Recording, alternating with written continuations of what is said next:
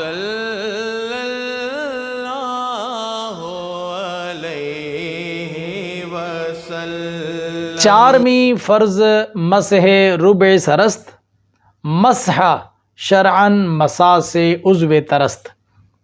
چارمی تو چار کا معنی ہوتا ہے چار، اور ساتھ جب می لگتا ہے نا تو اس کا معنی ہوتا ہے چوتھا۔ چارمی چوتھا، فرض فرض چوتھا فرض، یعنی تین تو بیان ہو گئے نا۔ چہرہ دھونا سر کے بالوں سے لے کر پیشانی کے بالوں سے ٹھوڑی کے نیچے تک، ایک کان کے لو سے لے کر دوسرے کان کے لو تک، اور پھر یہ ہے کہ دونوں ہاتھوں کو دھونا کونیوں سمیت، دونوں پاؤں کو دھونا ٹخنوں سمیت۔ چوتھا فرض ہے مسح ربع سر۔ مسا مانا مسا، ربع مانا چوتھا حصہ، سر مانا سر، سر کے چوتھے حصے کا مسا کرنا۔ چوتھا فرض ہے سر کے چوتھے حصے کا مسا کرنا۔ اور اب مسا کی تعریف بیان کرتے ہیں کہ مسا شرعن شریعت کے لحاظ سے مساس ملنا عضو تر گیلا است ہے۔ مسا شریعت میں گیلے عضو کا ملنا ہے، یعنی ہاتھ کو گیلا کر لیں پانی کے ساتھ، گیلا کرنے کے بعد اس کو اپنے سر کے اوپر جب ہم پھیرتے ہیں تو کہتے ہیں کہ گیلے ہاتھ کو جسم پر پھیر لیا، سر پر پھیر لیا تو مسا ہو گیا۔ تو مسا کی تعریف بھی یہاں پر آ گئی، اور وضو کے چار فرائض بھی یہاں تک ہو گئے بیان۔ تو تین اعضاء کو دھونا، ایک عضو کا مسا کرنا، چہرہ دھونا، دونوں ہاتھ دھونا، دونوں پاؤں دھونا، ان کے لیے حکم ہے دھونے کا، اور سر کے لیے ہے مسا کا۔ مسا کی تعریف آ گئی، اور دھونے کی تعریف آگے بیان کر رہے ہیں۔ کہتے ہیں ہست شستن رواں نمودن آب، بتقاطر جواز آن دریاب۔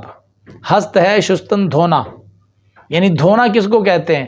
رواں جاری، نمودن دیکھنا، آپ پانی کو جاری دیکھنا، بتقاطر قطروں کے ساتھ، جواز آن اس کا جائز ہونا، دریاب تو معلوم کر۔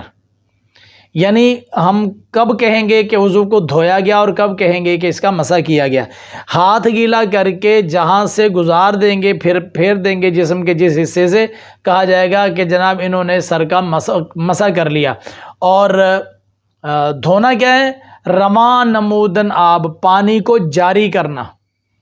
کیسے؟ بتقاطر قطروں کے ساتھ، یعنی جسم کے جس حصے پر پانی کے کم از کم 2 قطرے گزر جائیں، جواز آن دریاب، تو اس کا جواز تم پا لے گا۔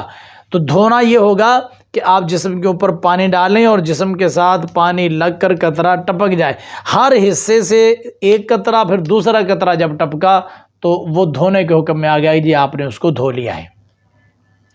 ہر کے انبوہ ریش او باشد، ساقتش غسل تحت مباشد۔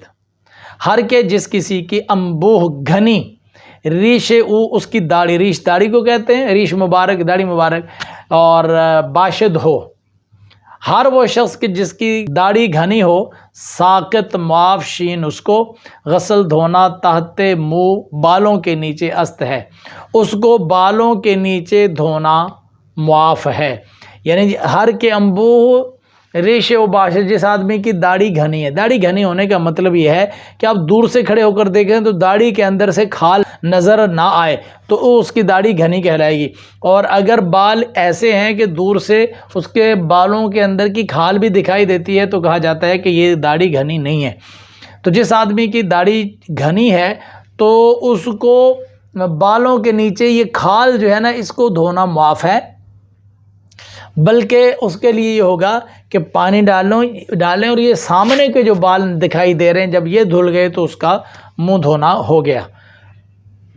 اگلے شعر کے اندر یہی ہے، شستن ظاہرش فریضہ نگر، مسح ربش نگر بقول دیگر۔ شستن دھونا، ظاہری حصہ شین اس کا، فریضہ فرض، نگر دیکھ، نگریستن دیکھنا، نگرد مضارع، نگر تو دیکھ، اس کے ظاہری حصے کو دھونا فرض دیکھ، یعنی جس کی داڑھی گھنی ہے وہ یہاں بالوں کے نیچے کھال کو دھونا اس کے لیے ضروری نہیں ہے، یہ فقہ حنفی ہے، بالوں کے نیچے کھال کو دھونا ضروری نہیں ہے وضو کے اندر، بلکہ ظاہری حصے کو منہ دھویا اور سامنے کے حصے کے بال دھل گئے تو فریضہ ادا ہو گیا۔ اور ایک اور قول بھی ہے کہ مسح ربعش نگر بقول دیگر، مسح کرنا ربعش اس کے چوتھے حصے کا، نگر دیکھ بقول دیگر دوسرے قول کے مطابق، یعنی جو بال چہرے کی گولائی سے نیچے لٹکتے ہیں ان کا بھی ان کے چوتھے حصے کا اگر آپ نے مسح کر لیا تو کیا ہوگا کہ سمجھا جائے گا کہ آپ کی داڑھی دھل گئی ہے۔ تو مسح ربش اس کے چوتھے حصے کا مسح کرنا، نگر دیکھ بقول دیگر دوسرے قول کے مطابق۔ تو جو بال گولائی سے نیچے لٹک رہے ہوتے ہیں ان کا مسح کرنا سنت ہے، اور یہی قول جو ہے وہ معتبر ہے۔ داڑھی کا میں نے آپ کو بتا دیا کہ جو داڑھی گھنی ہوتی ہے اس کو نیچے سے کھال کو دھونا ضروری نہیں ہوتا، بلکہ ظاہری حصے کو دھو لیا تو اس کا وضو ہو گیا۔ تو یہاں تک وضو کے فرائض بیان ہوئے ہیں، اس کو آپ یاد کریں، اور میں آپ کے لیے اگلا سبق لے کر آتا ہوں۔ تب تک کے لیے مجھے اجازت دیں، اپنا بہت خیال رکھیے گا، اپنے اس چینل کا بھی۔ تب تک کے لیے مجھے اجازت، اللہ حافظ، السلام علیکم ورحمۃ اللہ۔